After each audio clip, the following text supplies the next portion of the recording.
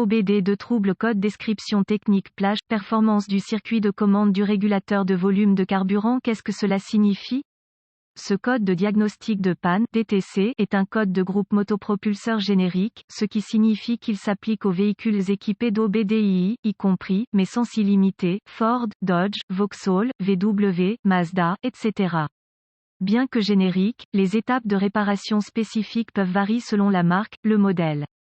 Un P0002 n'est pas un code d'anomalie très courant et est plus souvent observé sur les moteurs diesel à rampe commune, CRD, ou diesel, et les véhicules équipés d'une injection directe d'essence, GDI. Ce code concerne le système électrique en tant que partie du système de régulation du volume de carburant.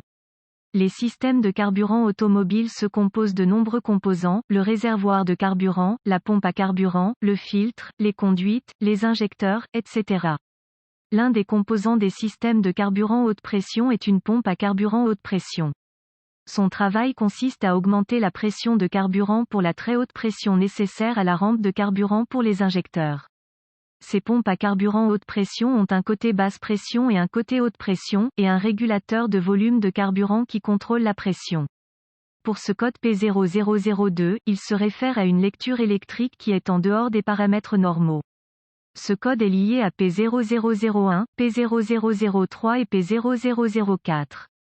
Symptômes. Les symptômes d'un DTC P0002 peuvent inclure, éclairage du témoin de dysfonctionnement, 1000, le véhicule ne démarre pas en esperluette cote, mode limp esperluette cote, activé ou le manque de puissance cause potentielle. Les causes potentielles de ce code moteur peuvent inclure, régulateur de volume de carburant défectueux, FVR, problème électrique du câblage, faisceau du solénoïde FVR, court-circuit du câblage, corrosion, etc. Solutions possibles. Tout d'abord, vérifiez les bulletins de service technique, TSB, connus pour votre année, marque, modèle.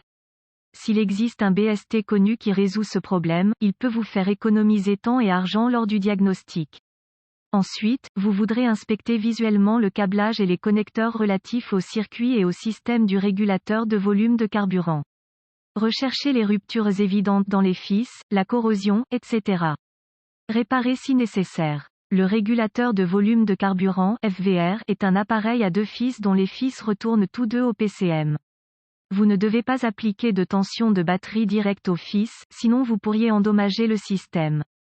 Reportez-vous à un manuel de service d'usine pour des étapes de dépannage plus spécifiques pour votre année, marque, modèle, moteur.